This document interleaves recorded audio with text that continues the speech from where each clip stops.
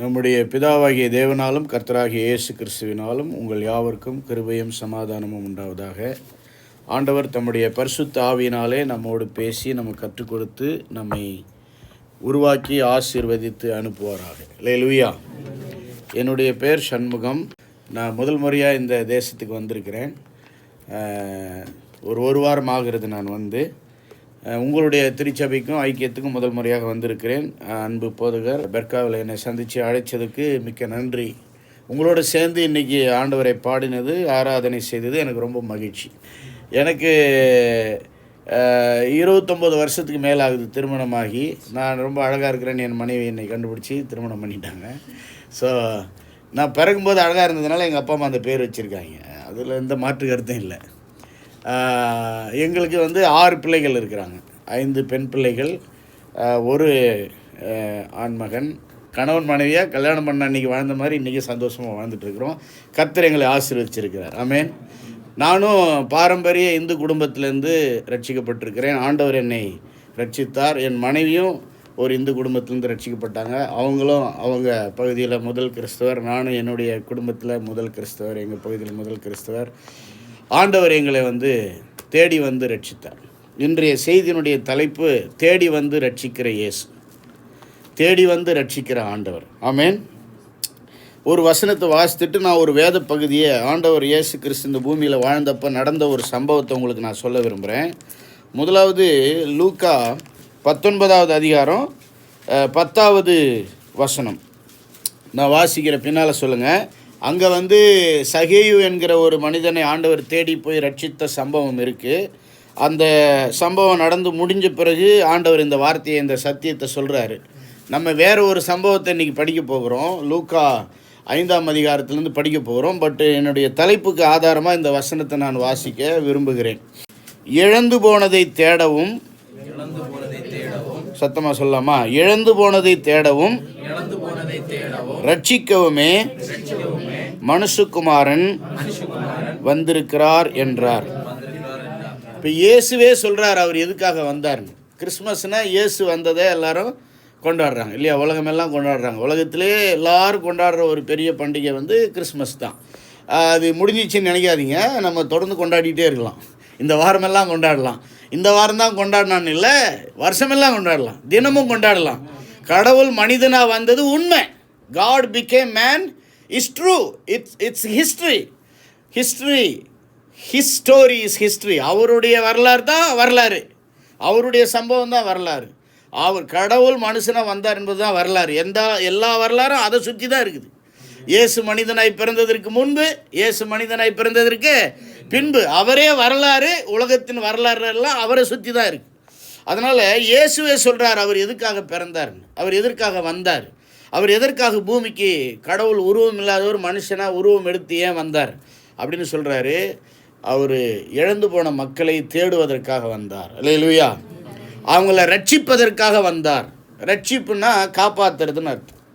ரட்சிப்புனா காப்பாற்றுறது, பாதுகாக்கிறதுன்னு அர்த்தம். இன்னும் வேதத்தின் அடிப்படையில் சரியாக சொல்லணும்னா இயேசு என்ற பெயருக்கு என்ன அர்த்தம் தெரியுங்களா? மத்தேயு 1ஆம் அதிகாரம் 21ஆம் வசனம். இப்போ நீங்கள் படிக்க தேவையில்லை. அவருக்கு இயேசு என்று பெயரிடுவாயாக, ஏனெனில் அவர் தமது ஜனங்களின் பாவங்களை நீக்கி ரட்சிப்பார். இயேசுன்னா என்ன அர்த்தம்னா பாவங்களை நீக்கி ரட்சிக்கிறவர். Jesus means one who saves from the sins. பாவங்களில் இருந்து நம்மளை ரட்சிக்கிறவர். அல்லது one who removes the sins and saves us from the penalty of sin. பாவங்களை நீக்கி பாவத்தினால் வந்த தண்டனையிலிருந்து நம்மளை காப்பாற்றுகிறவர்னு அர்த்தம். இயேசுன்னா என்ன அர்த்தம்? காப்பாற்றுகிறவர்னு அர்த்தம் இல்லைங்களா? இயேசுவை தவிர நம்மளை காப்பாற்றுறதுக்கு இந்த உலகத்தில் வேறு கடவுள் இல்லை. அல்லேலூயா. பிதா, குமாரன், பரிசுத்த ஆவியாக 3இல் 1ஆக 1இல் 3ஆக இருக்கிற கடவுள் அவர் மனிதனாக அவதாரமாக வந்தார். கல்யாணமாகாத கன்னிப்பெண் வயிற்றில் அவரே தம்முடைய சக்தினால் உருவாகி பிறந்தார். பரிசுத்தமாக வாழ்ந்தார். இயேசுவை போல் இந்த உலகத்தில் பரிசுத்தமாக இதுவரைக்கும் யாரும் வாழ்ந்ததில்லை. எங்கேயுமே சரித்திரம் இல்லை. அவர்கிட்ட ஒரு குற்றமும் யாரும் கண்டுபிடிக்க முடியல. எவ்வளோ ஆராய்ச்சி பண்ணாங்க, ஒரு குற்றமும் இல்லை. யாருமே எந்த குறையும் சொல்ல முடியல. குற்றமே இல்லாதவர்னு தெரிஞ்சுதான் அவங்க வந்து பொய் குற்றச்சாட்டி தான் அவரை வந்து என்ன பண்ணாங்க, சிலுவையில் அரைஞ்சாங்க. அவர் சொன்னதை தப்பாக புரிஞ்சுக்கிட்டு தேவாலயத்தை இடித்து கட்டிடுவேன்னு சொன்னார். நான் தான் கடவுள்னு சொன்னார். அவர் கடவுள்னு சொன்னதில் எந்த தப்பும் இல்லை. நான் தேவகுமாரன் சொன்னார். ஆமாம், அவர் கடவுளுடைய குமாரன் தான் இல்லையா? அதில் தப்பு இல்லை. இவங்களுக்கு புரியல அது தப்பு, அவரை கொலை பண்ணுங்கன்னா. காரணமே இல்லாமல், அவசியமே இல்லாமல் அவருடைய சொந்த ஜனங்களே அவரை கொலை பண்ண சொன்னாங்க. ஆண்டவர் நம்முடைய பாவங்களுக்காக, உலக மக்கள் எல்லாருடைய பாவங்களுக்காக அந்த பொய்யான குற்றச்சாட்டுகளை ஏற்றுக்கொண்டு சிலுவையில் மரித்தார். அவர் மரித்து மண்ணோடு அடக்கம் பண்ணப்பட்ட கடவுள் அல்ல, 3ஆவது நாள் உயிரோடு எழுந்த கடவுள். அல்லேலூயா. அவர் கடவுள் என்பதை உயிரோடு எழுந்து நிரூபித்தார். உலகத்தில் நீங்கள் போய் தேடி தேடி தேடி படிங்க, எந்த புராணத்தையும் படிங்க, எந்த கதையும் படிங்க, எந்த வரலாறையும் படிங்க, எந்த மதத்தையும் படிங்க, இதை போல ஒரு வரலாறு கிடையவே கிடையாது. கடவுள் மனிதனாய் வந்த வரலாறு கிடையாது. கன்னிமரியில் வயிற்றில் பிறந்ததாக வரலாறு கிடையாது. பாவமே இல்லாமல் வாழ்ந்ததாக வரலாறு கிடையாது. மனிதனுக்காக உயிர் கொடுத்ததாக, மனிதனுடைய பாவ மன்னிப்புக்காக ரத்தம் சிந்தனதுக்காக வரலாறே கிடையாது. 3ஆவது நாள் உயிரோடு எழுந்த மாதிரி எந்த மதத்திலும் புராணத்திலும் கதையிலும் கற்பனையிலும் கிடையாது. அல்லேலூயா. இயேசு ஒருவரே ஒப்பற்ற தெய்வம், இயேசு ஒருவரே இரட்சகர், இயேசு ஒருவரே ஆண்டவர். அவர் நம்மை தேடி வந்து ரட்சிக்கிறவர். அல்லேலூயா. அவரே சொல்கிறாரு, இழந்து போனதெல்லாம் தேடுறதுக்கும் அவங்களெல்லாம் காப்பாற்றுறதுக்கு தான் நான் வந்தேன். அல்லேலூயா. சொல்லாமா, என்னை தேடி வந்த தெய்வமே. இப்போ நம்ம லூக்கா 5ஆம் அதிகாரத்துக்கு திருப்போம். இயேசு இந்த பூமியில் பிறந்து 30 வயசானப்போ அவருடைய ஊழியத்தை ஆரம்பித்து ஊராக போயிட்டுருக்கார். மத்தேயு 9ஆம் அதிகாரத்தில் 34, 35 படித்தோம்னா, இப்போ நீங்கள் படிக்க தேவையில்லை. அவர் சகல பட்டணங்களுக்கும் சகல கிராமங்களுக்கும் சுற்றி நடந்து தெரிந்து வியாதி உள்ளவர்களை சுகமாக்கி தேவனுடைய ராஜ்யத்தை குறித்து பிரசங்கம் பண்ணி மக்களை பார்த்து, ஐயோ மேய்ப்பு நல்லாத ஆடுகளைப் போல் இருக்கிறாங்களேன்னு மனதுருகி அவங்கள நேசித்து அவங்களுக்கு ஊழியம் பண்ணார். ஊராக போகிறார், பட்டணமாக போகிறார், கிராமமாக போகிறார், நடந்தே போகிறார். அப்படி இந்த உலகத்தில் மக்களுக்கு நன்மை செய்த யாருமே கிடையாது. அப்படி அவர் ஒரு முறை என்ன பண்ணுறாரு, லூக்கா 5ஆம் அதிகாரம் எடுத்துக்கங்க, புதிய ஏற்பாட்டில் 84வது பக்கம். அதில் 1ஆம் வசனத்துலேருந்து 11ஆம் வசனம் வரைக்கும் நம்ம படிக்கலாம். பின்பு அவர் கெனசரேத்து கடல் அருகே நின்றபோது திரளான ஜனங்கள் தேவ வசனத்தை கேட்கும்படி அவரிடத்தில் நெருங்கினார்கள். நான் அப்படியே படித்து உங்களுக்கு கதையை சொல்லிகிட்டே வரேன், கேளுங்க. இப்போ கெனசரேத்து கடல், கடல்னால் இது நிஜமான கடல் இல்லை, கடல் மாதிரி பெருசாக இருக்கிற ஒரு பெரிய ஏரி.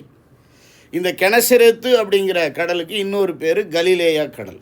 கலிலேயான்னு கேள்விப்பட்டிருப்பீங்க, சொல்லுங்கள். கலிலேயா, ஆமாம், கேலிலி அப்படின்னு ஆங்கிலத்தை சொல்லுவாங்க.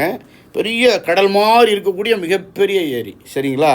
ஆனால் அவங்க அந்த காலத்தில் கடல்னு சொன்னதுனால அப்படி எழுதப்பட்டிருக்குது.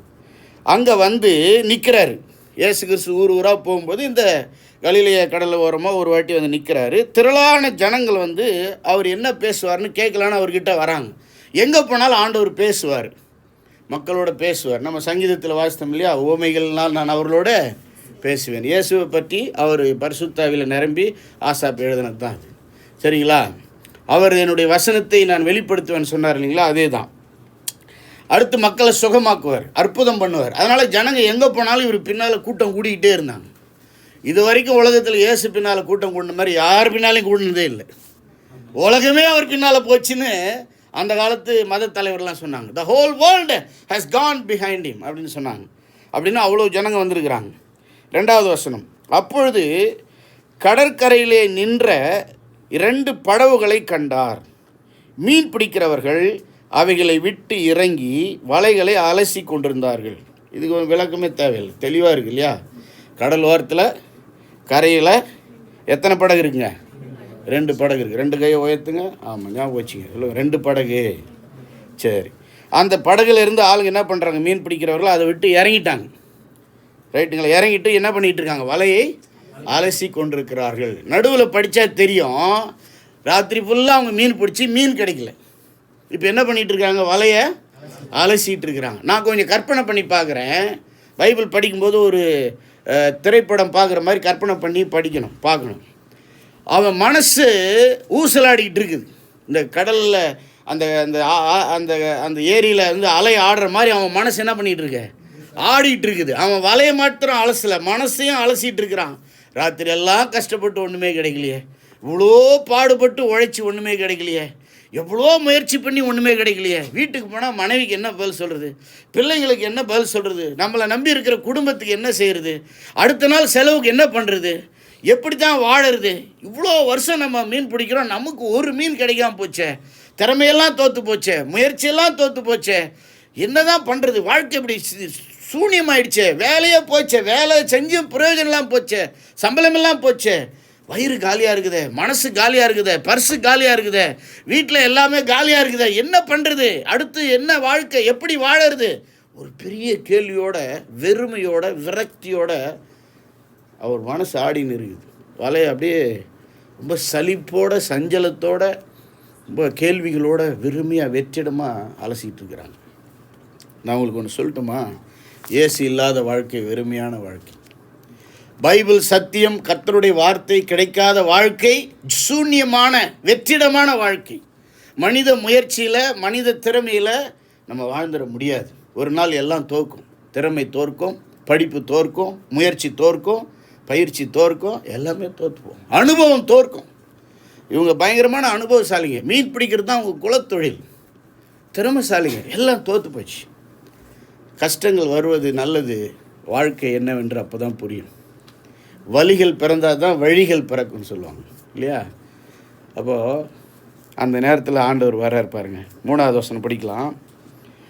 அப்பொழுது அந்த படகுகளில் ஒன்றில் ஏறினார். 2 படகு இருந்துச்சா, அதில் ஒன்றில் இவர் பாட்டுக்கு போய் ஏறுறார். பர்மிஷன் கேட்ட மாதிரி தெரில. ஒன்றில் ஏறினார். அது சீமோனுடையதாக இருந்தது. அந்த படகு ஓனர் பேர் என்னது? அழகாக சொல்கிறீங்களே, சீமோன். இங்கிலீஷில் சொன்னால் சைமன். நிறைய சைமன்கிறாங்க பைபிளில். அதை பற்றி இன்னொரு நாளைக்கு படிக்கலாம். ஏறி உட்காந்துட்டு என்ன சொல்கிறாரு, அதை கரையிலிருந்து சற்றே தள்ளும்படி அவனை கேட்டுக்கொண்டு. நல்லா கற்பனை பண்ணுங்க. நைட்டெல்லாம் கஷ்டப்பட்டு ஒன்றும் கிடைக்கல, மனசு காலியாகுது, வயிறு காலியாகுது, பசியாகுது, வலை காலியாகுது, போட்டு காலியாகுது, எல்லாம் காலியாகுது. இவர் ஜாலியாக போட்டு மேலே உட்காந்துக்கிட்டே கொஞ்சம் தள்ளுப்பா அப்படின்னா எப்படி இருக்கும்? கோபம் வருமா வராதா? இது பாருங்க, கம்மன் மரியாதையை போயிடுங்க, ஆமாம் அவ்வளோதான் அப்படின்னு சொல்ல தோணுமா இல்லையா? இல்லைன்னா மேலே கீழே பார்ப்போம், ஆளையும் முகத்தையும். இங்கே மனுஷன் இருக்கிற வெறுப்பை பார்த்து எவ்வளோ வேதனையில், கஷ்டத்தில், பசியில் இருக்கிறோம். இவர் போட்டில் படகுல உட்காருவாராம், கரையில் தள்ளி விடணும் தண்ணியில் அப்படின்னா அவர் என்ன பண்ணான், போட்டில் உட்காந்துக்கின்னு ஜாலியாக அப்படியே உட்காரலான்னு பார்க்குறாரு. ஜனங்க நெருக்கிறாங்க, அவர் சமாதானமாக உட்காந்து பிரசங்கம் பண்ணுறதுக்காக கேட்குறாரு. ஆனால் இங்கே பேதுருக்கு மனசுக்குள்ளே ஒரு நல்ல மாற்றம் இருக்குது. ஏன்னா இயேசு வந்திருக்கார் இல்லையா? இயேசு எந்த இடத்துல இருக்கிறாரோ அங்கே மாற்றம் இருக்கும். இயேசு எந்த இடத்துல இருக்கிறாரோ அங்கே வெளிச்சம் இருக்கும். இயேசு எந்த இடத்துல இருக்கிறாரோ அங்கே ஒரு முன்னேற்றம் இருக்கும். அவன் கேள்வி கேட்கல, டென்ஷன் ஆகலை, வெறுப்பாகலை, அவன் எதுவுமே ரியாக்ஷன் பண்ணலை, அப்படியே கீழ்ப்படுகிறான். அதை கரையிலிருந்து சற்றே தள்ளும்படி அவனை கேட்டுக்கொண்டு அந்த படவில் உட்கார்ந்து அவனும் தள்ளிட்டான். இப்போ அலையில் அப்படியே படகு என்ன பண்ணுது, லேசாக ஆடிட்டு இருக்குது. ஜம்முன்னு இயேசு கிறிஸ்து அழகாக போட்டு மேலே உட்காந்துக்கிட்டு பாருங்கள், வசனம் சொல்லுது, ஜனங்களுக்கு போதகம் பண்ணினார். ஜனங்களுக்கு என்ன பண்ணார்? ஆமாம். என்ன கடல்? கல்லேய கடல். என்னாச்சு? மீன் கிடைக்காம வலையை அலசிட்டு இருக்கிறாங்க. எத்தனை போட்டு இருந்துச்சு? 2 போட்டு இருந்துச்சு. யார் வந்தது? இயேசு வந்தார். என்ன பண்ணுறாரு? போட்டில் உட்காந்துட்டார். போட்டை தள்ள சொல்லிட்டார். இப்போ தண்ணியில் இருக்குது போட்டு, கரை ஓரத்தில், சரிங்களா? இப்போ அவர் போதகம் பண்ணுகிறார். நல்லா கவனிங்க. 5 சத்தியங்களை நான் சொல்ல போகிறேன், சுருக்கமாக முடிக்கிறேன் நான், நீங்கள் கவனிங்க. 1வது சத்தியம், நம்மை தெரிந்து கொண்ட இயேசு. சொல்லுங்கள், சொல்லுங்கள். என்னை தெரிந்து கொண்ட இயேசு. பேதுரு அங்கே இருக்கிறாருன்னு இயேசுக்கு தெரியும். அவங்க கூட அவங்க சகோதரரோ நண்பர்கள்லாம் இருக்கிறாங்கன்னு இயேசுவுக்கு தெரியும். அவ்வளோ ஜனங்க இருந்தாலும் யார் போட்டுக்கு வந்தார்? பேதுரு போட்டுக்கு வந்தார். அந்த போட்டு பேதுருடையதுன்னு தெரியும் அவருக்கு. பேதுரு ஏற்கனவே அவரை சந்திச்சிருக்கலாம், வாய்ப்பு இருக்குது, ரைட்டுங்களா?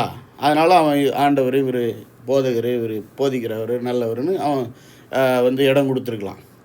பேதுருவை ஆண்டவர் தேடி வந்தார் இல்லையா? பேதுரு ஆண்டவர்கிட்ட தேடி போகலை. நிறைய வசனம் பைபிள் இருக்குது, எல்லாத்தையும் படிக்கிறதுக்கு நமக்கு நேரம் கிடையாது.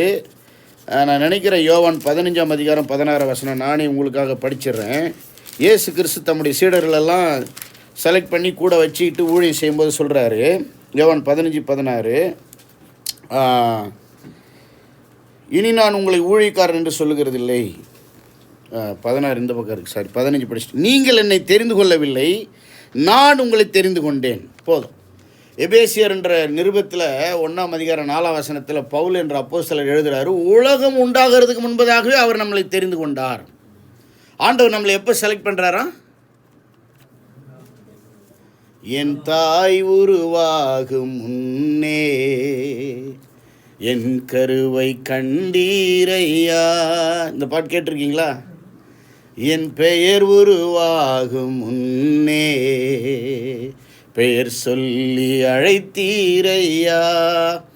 நம்ம தாய் உருவாகிறதுக்கு முன்னாலே, நாம் கருவாக உருவாகிறதுக்கு முன்னாலே, ஏன் இந்த உலகமே உருவாக்கப்படுவதற்கு முன்னாலே, ஏன் பரலோகமே தூதர்களே உருவாக்கப்படுவதற்கு முன்பதாகவே கடவுள் தனியாய் அனாதியாய் பிதா குமாரன் பரிசுத்தாவியாய் அவராகவே நித்தியமாக காலம் நேரம் இல்லாமல் வாழும் பொழுதே உங்களையும் என்னையும் மனதிலே நினைத்தார்.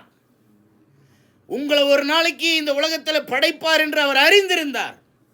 நீங்கள் ஒமானுக்கு போனாலும் உங்களை விடாமல் வந்து தேடி பிடிச்சு உங்களை காப்பாற்றணும்னு அவர் அப்போவே முடிவு பண்ணிட்டார். இல்லையா? ஆமாம், அவர் ஒரு வாட்டி முடிவு பண்ணிட்டா அவர் முடிவு அவர் மாற்றுறதில்லை.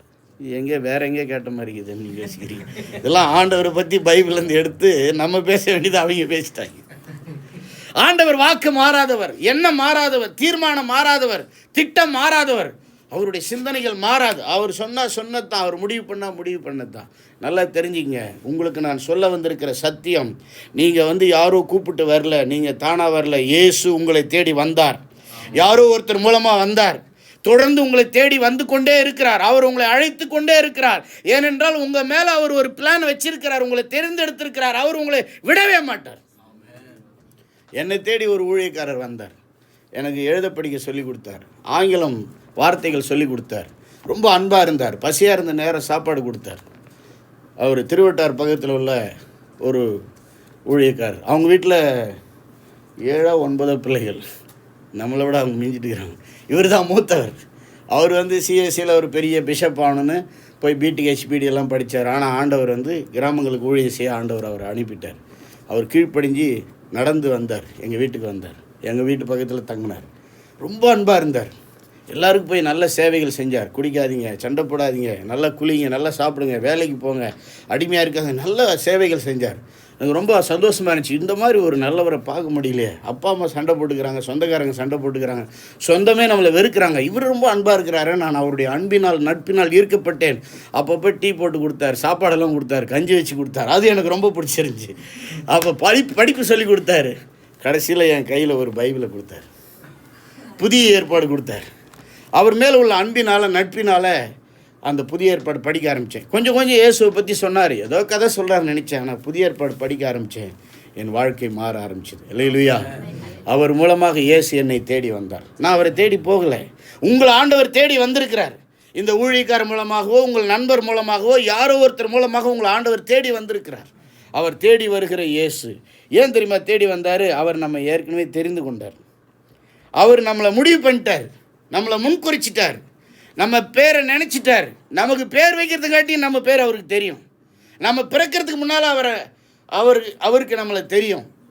அதனால் அவர் நம்மை தெரிந்து கொண்டார். இங்கே பேதுரு அவர் தெரிந்து கொண்டதுனால பேதுருக்கிட்ட வரார். சரிங்களா? ரெண்டாவது, தம்மை வெளிப்படுத்துகிற இயேசு. முதலாவது, அவர் எப்படிப்பட்டவர்?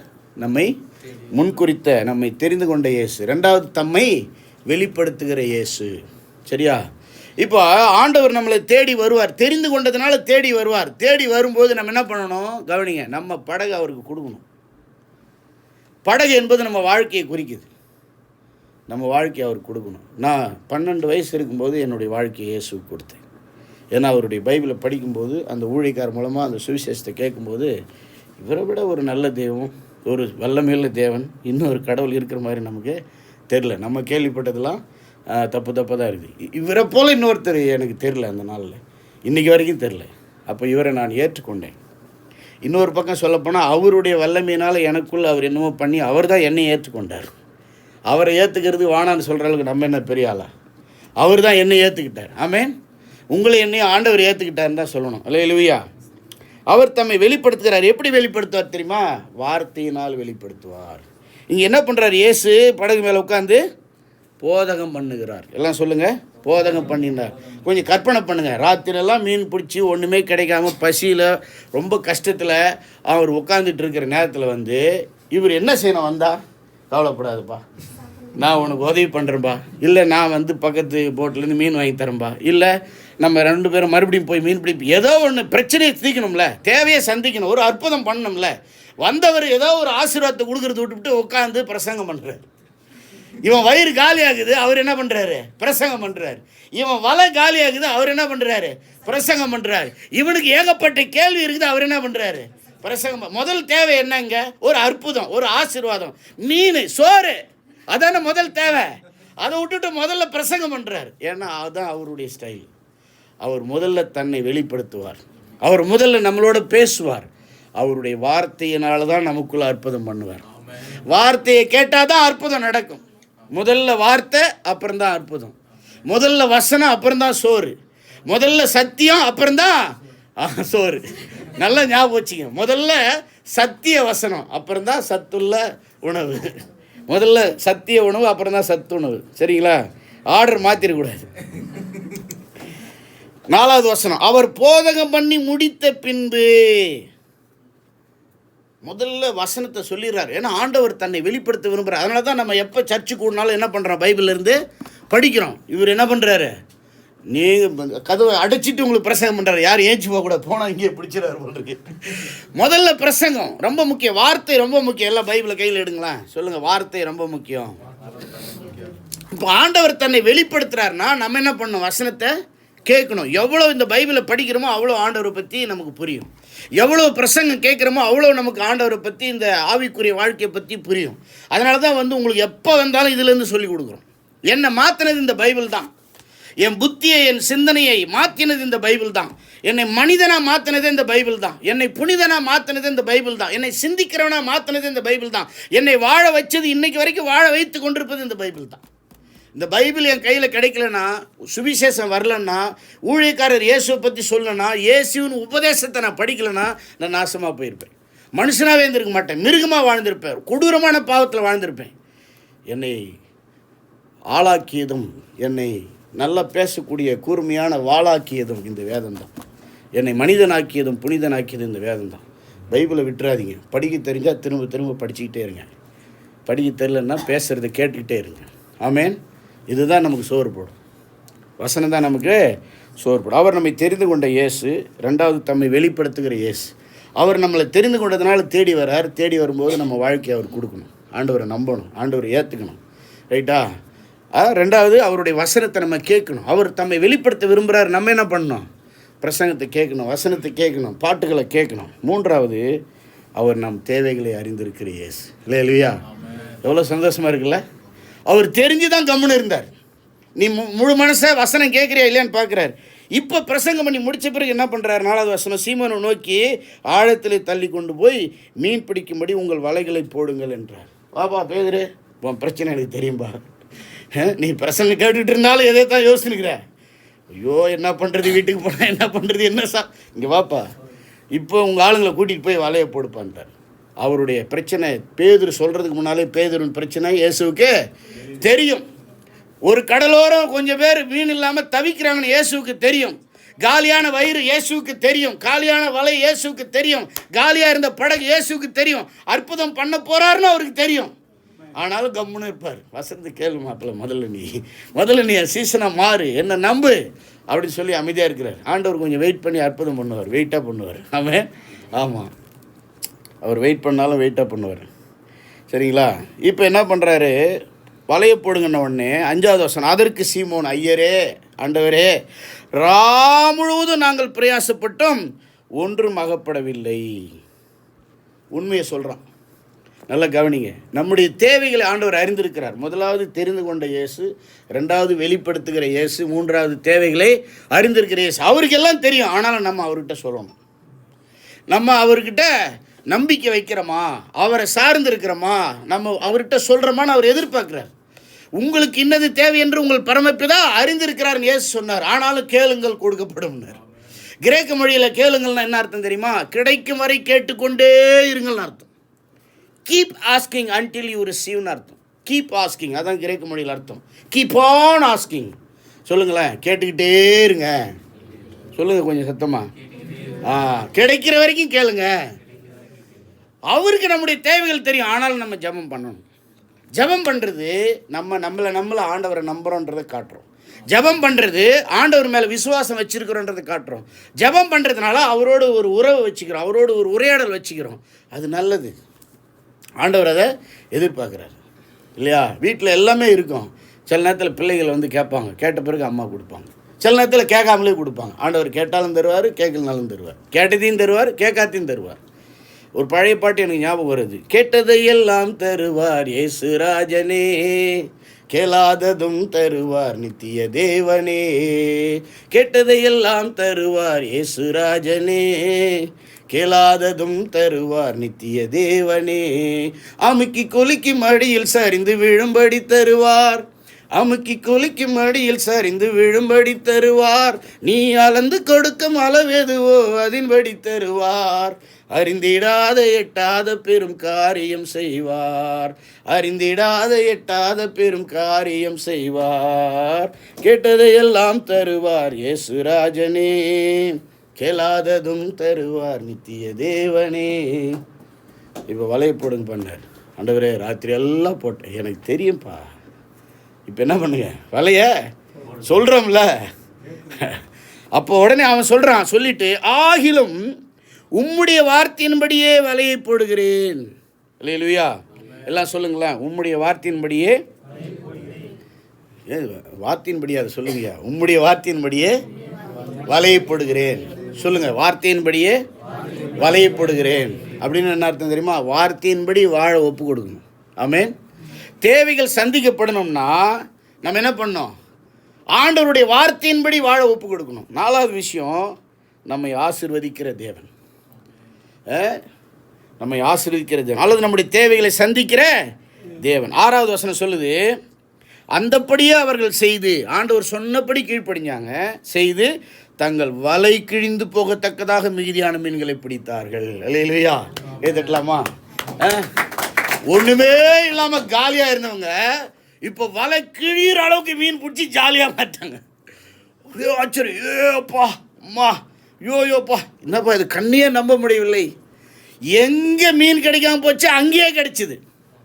எந்த வலை காலியாக இருந்துச்சோ அந்த வலையை தாங்க முடியல, கிழிது, இழுக்க முடியல, படகு கமிழற மாதிரி இது. தாங்க முடியாத ஆசீர்வாதத்தை கொடுத்தார். ஆண்டவர் நினைச்சா ஒரே நாளில் நம்முடைய வாழ்க்கையை மாற்ற முடியும். ஒரு நொடி பொழுதில் ஆண்டவர் நம்முடைய வாழ்க்கையை மாற்ற முடியும். அவரால் உயர்த்தவும் முடியும், தாழ்த்தவும் முடியும். அவரால் எல்லாம் செய்ய முடியும். அவரால் முடியாத ஒன்றுமே கிடையாது. நம்ம என்ன பண்ணணும்? தேடி வருகிற இயேசுவுக்கு நம்முடைய வாழ்க்கையை கொடுக்கணும். உண்மையிலே உங்கள் மனசை, உங்கள் வாழ்க்கை ஆண்டவர் கொடுத்துருக்கீங்களா? நம்ம என்ன பண்ணோம்? வெளிப்படுத்துகிற இயேசுனுடைய வார்த்தையை கேட்கணும், பிரசங்கத்தை கேட்கணும். நம்ம என்ன பண்ணோம்? தேவைகளை அறிந்திருக்கிற இயேசுக்கிட்ட குறைகளை சொல்லணும், ஜெபம் பண்ணணும். இங்கே வரும்பொழுது சீக்கிரம் வந்து முட்டி போட்டு உங்கள் குறையை ஆண்டவர்கிட்ட சொல்லுங்கள். ஆண்டவர் அதை கேட்டு அற்புதம் பண்ணுவார். ஆமென். அதுக்கு தான் சபையை கூடுறோம். நம்ம என்ன பண்ணணும்? ஆசீர்வதிப்பார் ஆண்டவர் என்று விசுவாசித்து அவர் வார்த்தைக்கு கீழ்ப்படியணும். பைபிள் படிக்க படிக்க, இங்கே வந்து பிரசங்க கேட்க கேட்க, ஜெபம் பண்ண பண்ண உங்களுக்குள்ள ஆண்டவர் பேசுவார். அவர் பேசுகிற தெய்வம். என்ன செய்யணும், செய்யக்கூடாது, யாரு கூட சேரணும், சேரக்கூடாது, எந்த வேலை செய்யணும், செய்யக்கூடாது, எல்லாம் வாழ்க்கையை பற்றி பேசுவார். அவர் சொல்ல சொல்ல வார்த்தையின்படி கீழ்ப்படிய கீழ்ப்படிய குறைவுகள் எல்லாம் நிறைவாகும். நான் பட்டினி பசிமா வாழ்ந்தேன். ஆண்டவர் ஏற்றுக்கொண்ட பிறகு அவருடைய வார்த்தைக்கு கீழ்ப்படிஞ்சு நான் படித்தேன், வேலை செஞ்சேன், ஊழியம் செஞ்சேன். கர்த்தர் இன்னைக்கு பல பேருக்கு சோறு போடுற அளவுக்கு என்னை ஆசீர்வதிச்சிருக்கிறார். ஆமென். நான் தமிழ் மீடியம் தான் படித்தேன். ஆண்டவருடைய வார்த்தைக்கு கீழ்ப்படிந்து ஜெபம் பண்ணி ஆண்டவர் சொன்னபடி நான் படித்தேன். இப்போ நான் ஆங்கிலத்தில் பேசுகிறேன். தமிழ்நாட்டே நான் தாண்டினதில்லை. இன்றைக்கி இந்தியா ஃபுல்லாக சுற்றிருக்கிறேன், நேபாள், இலங்கை சுற்றிருக்கிறேன். அமெரிக்காவுக்கு 12 வருஷமாக போய் வந்துட்டுருக்கிறேன். வருஷத்துக்கு 2 முறை அமெரிக்காவுக்கு போகிறேன். கர்த்தர் என்னை உண்மையாகவே ஆசீர்வதிச்சிருக்கிறேன். ஆமென். எவ்வளவோ சொல்ல முடியும். எனக்கு ஊமையன்னு ஒரு பேர். 5 வயசு வரைக்கும் நான் சரியாக பேசலையாம். என்னை பார்த்தா அப்படியே தெரியுது. சீக்கிரம் முடிப்பான்ற மாதிரி ஒரு உட்காந்துருக்காரு. ஒரு டைம் முடிவு வச்சார். பேச முடியாதவன் ஆண்டவர் பேச வைப்பார். அல்லேலூயா. பட்டினியாக இருக்கிறவர்கள் ஆண்டவர் சாப்பாடு கொடுப்பார். அல்லேலூயா. தமிழ் மீடியம் படித்தவன் ஆண்டவர் ஆங்கிலம் பேச வைப்பார். அல்லேலூயா. தமிழ்நாட்டை தாண்டாதவனை உலகமெல்லாம் கொண்டு செல்வார். அல்லேலூயா. நம்முடைய சக்தியை தாண்டி கர்த்தர் பெரிய காரியங்களை செய்வார். அவன் 2 குழந்தை பெற்றுக்கிறதே கஷ்டப்படுறான். நான் 6 பெற்றுட்டு ஜாம் வாழ்ந்துட்டு இருக்கிறேன். அல்லேலூயா. ஆமாம், என்னுடைய முதல் பொண்ணு கல்யாணம் பண்ணிட்டேன். எனக்கு 2 பேர பிள்ளைங்க இருக்கிறாங்க. நான் தாத்தா. என்னுடைய பேர பிள்ளைங்களை என்கிட்ட தாத்தான்னு கேட்டுட்டு இருக்காங்க. எல்லாருக்கும் நிறைவாக நான் சாப்பாடு போட்டுட்ருக்கேன். ஆமேன். எங்கள் வீட்டில் 1 டஜன் பேர் ஒரு வேலைக்கு சாப்பிட்டுக்கிறாங்க. சரி, நண்பர்கள்லாம் வந்தால் இன்னும் அதிகமாக இருக்குங்க. வடித்து சாப்பிட்டுட்டே இருக்கிறோம். பாருங்கள், வலை கிழியத்தக்கதாக மீன் பிடிச்சார்கள். மீதி வசனத்தை படிக்காமல் கதையை சொல்லிடுறேன். மற்ற படகுல இந்த கூட்டாளிகளை கூப்பிட்றாங்க, வாங்கப்பா எங்களால் முடியலப்பா, நீங்கள் கொஞ்சம் எடுத்துங்கப்பான்றாங்க. மற்றவங்களுக்கு உதவி பண்ணுற அளவுக்கு, மற்றவங்களை ஆசீர்வதிக்கிற அளவுக்கு ஆண்டவர் உங்களை என்னை ஆசீர்வதிப்பார். என் வாழ்க்கையில் அது இன்றைக்கி நடந்திருக்கு.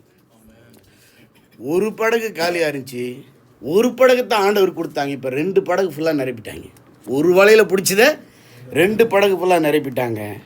உடனே இந்த பேதுரு பயந்துட்டு ஆண்டவர் காலில் விழுந்து கும்பிட்டு, ஐயோ ஆண்டவரே, நீர் பயங்கரமான ஆண்டவர், நான் பாவியான மனுஷன், என்னை விட்டு போயிடுங்கன்னு பயத்தில் என்ன சொல்கிறதுனே தெரியாமல் உளறான். ஒரு பக்கம். இன்னொரு பக்கம் அவனுக்கு புரியுது, என்னுடைய சக்தியில் வாழ முடியாது, என்னுடைய திறமையில் வாழ முடியாது, என்னுடைய அனுபவத்தில் வாழ முடியாது, என் வலையை நம்பி வாழ முடியாது, என் போட்டை நம்பி வாழ முடியாது, என் வேலையை நம்பி, என்னுடைய சொத்தை நம்பி வாழ முடியாது. வாழ வைக்கிறவர் ஒருவர் இயேசுதான். நான் பாவிங்கிற உணர்வு அவனுக்கு வந்துச்சு.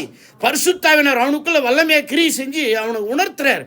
அவன் அறிக்கை பண்ணுறான், நான் பாவி ஆண்டவரே. நல்லா கவனிச்சிங்க, உங்கள் பிரச்சனை எப்படி ஆண்டவருக்கு தெரியுமோ, உங்கள் பாவமும் ஆண்டவருக்கு தெரியும். உங்களுடைய தவறுகள் ஆண்டவருக்கு தெரியும். ஆண்டவருக்கு பிடிக்காதது நீங்கள் செய்கிறது எல்லாம், நினைக்கிறது எல்லாம், பேசுகிறதெல்லாம் ஆண்டவருக்கு தெரியும். ஆண்டவர்கிட்ட மட்டும் மறைக்கக்கூடாது. இங்கே கூடி வரும்பொழுது முதல் வேலை முட்டி போட்டு, ஆண்டவரே இந்த மாதிரிலாம் தப்பு நடந்து போச்சுன்னு நம்முடைய பாவங்களை அறிக்கை பண்ணி மன்னிப்பு கேட்கணும். ஆமென். ஒவ்வொரு முறையும் மன்னிப்பு கேட்கணும். ஆண்டவர் நம்மளை மன்னிச்சு கொண்டே இருப்பார். புதுசாக தவறுகள் நடக்கும் பொழுதெல்லாம், உணர்த்தப்படும் பொழுதெல்லாம், பிரசங்கம் கேட்ட பிறகு புரியும், இந்த இதெல்லாம் தப்பு பண்ணியிருக்கிறோம், பைபிள் படி தப்பு. மறுபடியும் பிரசங்கம் முடித்து கடைசி ஜெபம் பண்ணும்போதும் மன்னிப்பு கேட்கணும். உண்மையாக மனம் திரும்பினவன் மனம் திரும்பிக்கிட்டே இருப்பான், பரிசுத்தமாகிக்கிட்டே இருப்பான். ஆண்டவர் தம்மை வெளிப்படுத்தி வசனத்தை பேசி நம்மளை பூரணமாக்குவார், பரிசுத்தமாக்குவார். நான் சொல்கிறேன், சர்ச்சைக்கு வர்றது, இந்த ஐக்கியத்துக்கு வர்றது நிறுத்திட்டீங்க, நாசமாகப்படுவீங்க. தொடர்ந்து வந்தீங்க, ஆண்டவருடைய பாட்டை கற்றுக்கிட்டிங்கன்னா, வசனம் கற்றுக்கிட்டிங்கன்னா, இங்கே சொல்லிக் கொடுக்குற உபதேசத்தை கேட்டிங்கன்னா நல்லா இருப்பீங்க. அல்லேலூயா. 12 வயசில் 13 வயசில் நான் ஆண்டவருக்கு என்னை ஒப்பு கொடுத்தேன். ஆண்டவர் வசனத்து மூலம் பேசினார். இப்போ எனக்கு 50 வயசாக போகுது. ஒருவேளை அதிகமாக கூட இருக்கலாம். என் டேட் ஆஃப் பர்த்தில் ஒரு டவுட் இருக்குது. ஆமாம், நான் ரட்சிக்கப்பட்ட பிறகு ஜாதகத்தை கிழிச்சிட்டேன். கோவம் வருஷம் இந்த ஆளுங்களை கூப்பிட்டு, இவனுக்கு எத்தனை பொண்டாட்டி, இவனுக்கு எத்தனை பிள்ளை பிறக்கும், இவன் சோறு போடுவானா போட மாட்டான்னு கேட்டுட்டு நான் பாருங்க, எனக்கு கோவம் வந்துருச்சு. அது கிழிச்சு போட்டேன். அதனால் உண்மையான தேதி தெரியாது. ஸ்கூலில் என்னத்தையோ சொல்லி சேர்த்தாங்க. அது அதிகமாக கம்மியான்னு தெரில. அதனால் நம்ம என்றும் இளமையாக பர்த்டேவே இல்லாமல் வாழ்ந்துட்டு இருக்கிறோம். அல்லேலூயா. ஆண்டவர் இத்தனை வருஷம் என்னை கைவிடாமல் காப்பாற்றிருக்கிறார். ஆமேன். கடைசியாக உடனே அவன் என்ன பண்ணுறான், பேதுரு, ஏப்பா நீ பயப்படுற, வளராத விடு அப்படின்னு சொல்லிட்டு ஆண்டவர் அவனை எழுப்புறாரு. எழுப்பிட்டு 9வது வசனம், அவர்கள் திரளான மீன்களை பிடித்தது நிமித்தம் அவனுக்கும் அவனோடு கூட இருந்த யாவருக்கும் பிரமிப்புண்டானபடியால். இந்த கவனிங்க, ஒரே வேதனையில் இருந்தவனுக்கு பிரமிப்பாக வாழ்க்கையை மாற்றிட்டார். அல்லேலூயா. இன்றைக்கி பல குழப்பங்கள், பல கேள்விகள், பல கஷ்டங்கள் உங்களுக்கு இருக்கலாம். உங்கள் வாழ்க்கையை ஆச்சரியப்படும் அளவுக்கு ஆண்டவர் மாற்ற வல்லவராக இருக்கிறார். ஆமென். அதுக்கு நீங்கள் என்ன பண்ணணும், அவர் வார்த்தைக்கு கீழ்ப்படியணும். இங்கே என்ன சொல்லிக் கொடுக்குறாங்களோ அதன்படி வாழணும். கடைசி ஆண்டவர் அவனையும் அவங்க கூட்டாளிகள் எல்லாரையும் கூப்பிட்டு ஆண்டவர் என்ன சொல்கிறார் தெரியுமா?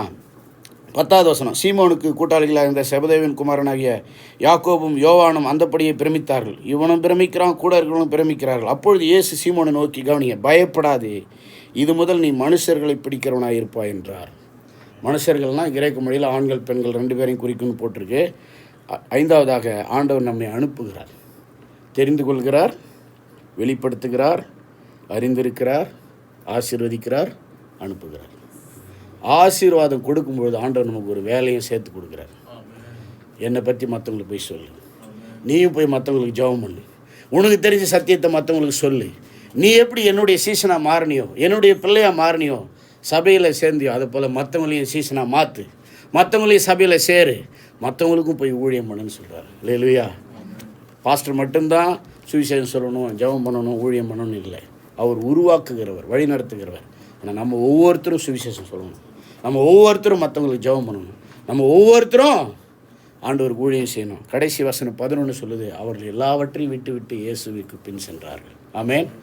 ஒரு நாள் வரும்பொழுது ஆண்டவர் புரிய வைப்பார், உலகம் மாயை, சொத்து சுகம், இந்த உலக வாழ்க்கையெல்லாம் மாயை, எது மேலேயும் உங்களுக்கு பற்று வராது, எல்லாத்தையும் வெறுத்துட்டு ஆண்டவர் தான் முக்கியம்னு சொல்லி ஆண்டவர் பின்னால் போவீங்க.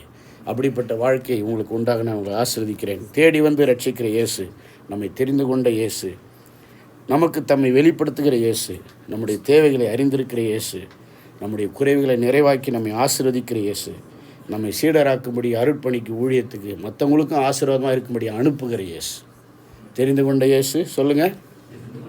வெளிப்படுத்துகிற இயேசு, அறிந்திருக்கிற இயேசு, ஆசீர்வதிக்கிற இயேசு, அனுப்புகிற இயேசு.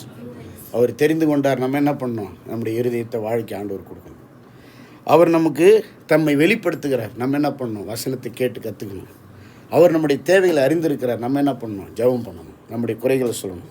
அவர் நம்மை ஆசீர்வதிக்கிறார். நம்ம என்ன பண்ணணும்? கேட்ட வசனத்துக்கு கீழ்ப்படிந்து வாழணும். அவர் நம்மை அனுப்புகிறார். நம்ம என்ன பண்ணணும்? 4 பேருக்கு போய் ஜெபம் பண்ணணும், 4 பேருக்கு போய் ஆண்டவர் பற்றி சொல்லணும். அடுத்த வருஷம் நீங்கள் ஆளுக்கு ஒரு ஆளை கூட்டிகிட்டு வரணும்.